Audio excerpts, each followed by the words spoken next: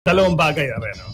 If we're going to talk about the technicalities sa isang laro, okay, nangyayari yung mga ganyan. Ang tawag dyan pare, late discovery or late recognition, wherein siyempre maghihintay ka ng dead ball situation para makorek mo yun. So walang dead ball nangyayari, tumatakbo hanggang sa nagkaroon ng jump ball between heading and Chris Ross. Doon, naka-dead ball.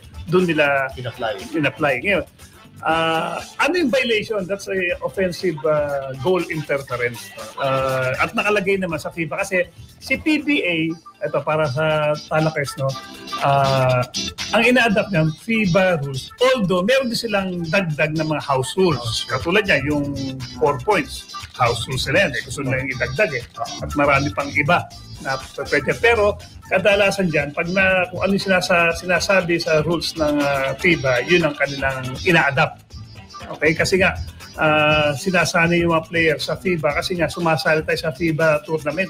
So, pagdating doon, yung mga calls, yung mga violations, lahat ng rules pertaining to FIBA, kahit pa paano, na-adapt natin, nakakabisado natin. Okay? Ano ba sinasabi sa offensive goal interference, no?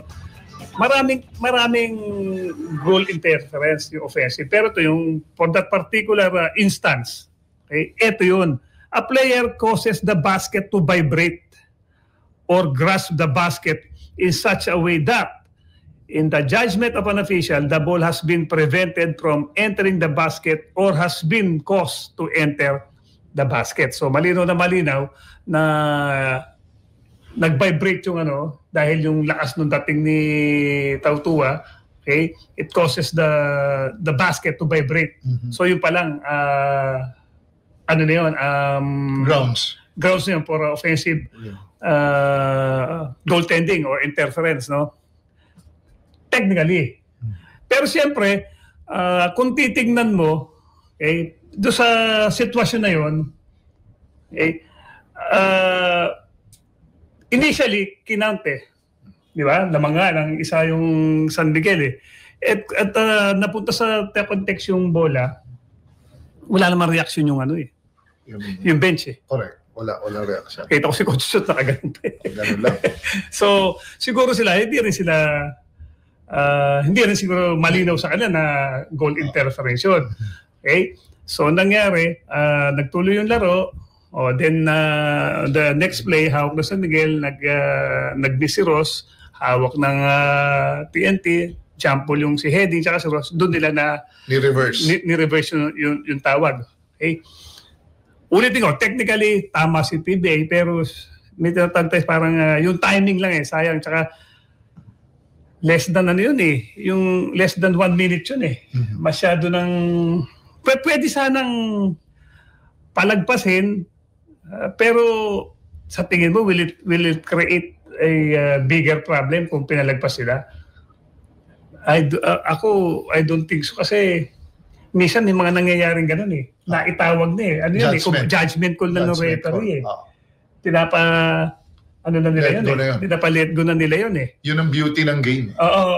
Ngayon, sinasabi nila let the players win the game.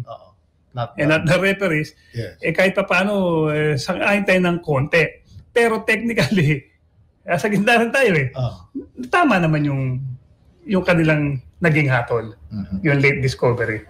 Okay. Kaya lang, syempre, hindi natin lang, nasa gitna tayo kasi may mga instance kasi ako bilang nag-commissioner ng PSL at naging deputy during Coach Alan Kaidik's time, may mga pagkakataon na gano'n na may decision ng referee na mali. Pero natapos na yung laro.